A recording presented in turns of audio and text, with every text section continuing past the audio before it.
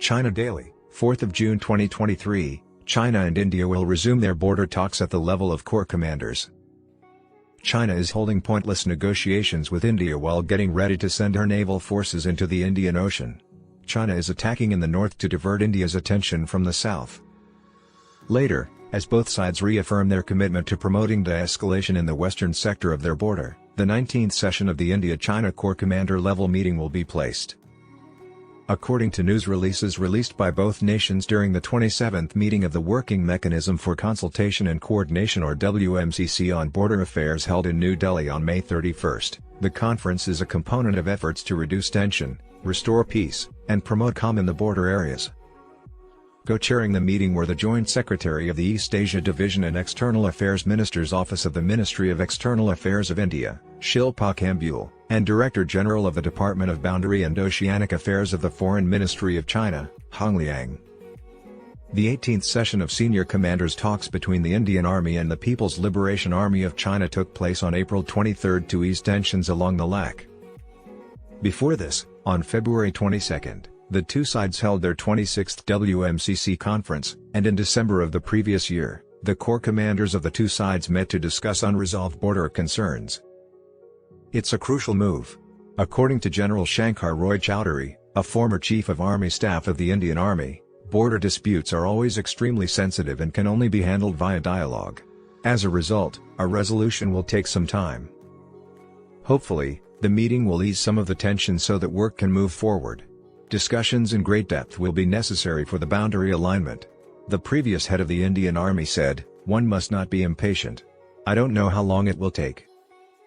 Experts praised the May 31 meeting in New Delhi, saying it was an excellent step to have seasoned diplomats from both sides communicate with one another to resolve the two nations' long-standing border issues. The statement claimed that both parties agreed that the return of calm and peace would help to set the stage for mending bilateral relations. Vinay Quatra, the Indian Foreign Secretary, met with Hong and his delegation.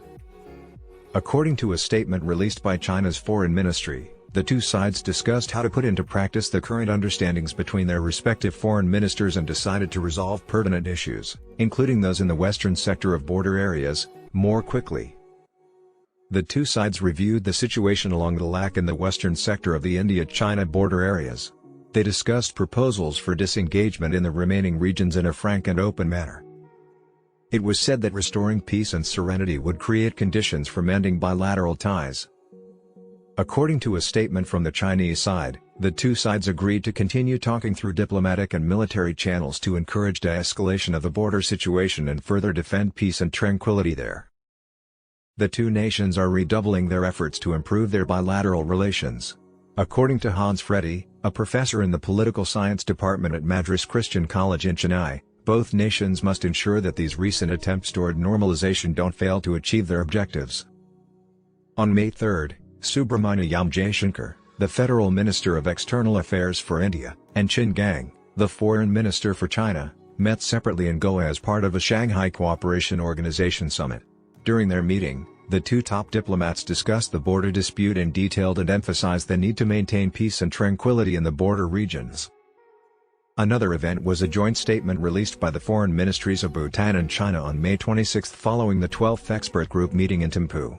Bhutan and China achieved more progress in implementing a three-step roadmap to settle their boundary dispute. The three-step roadmap was praised by both parties, who also emphasized the need to hold more frequent meetings to forward the implementation process. According to the joint statement, they also agreed to hold the 25th round of China-Bhutan boundary talks as soon as feasible on mutually agreeable dates. They also decided to have the next EGM in Beijing soon.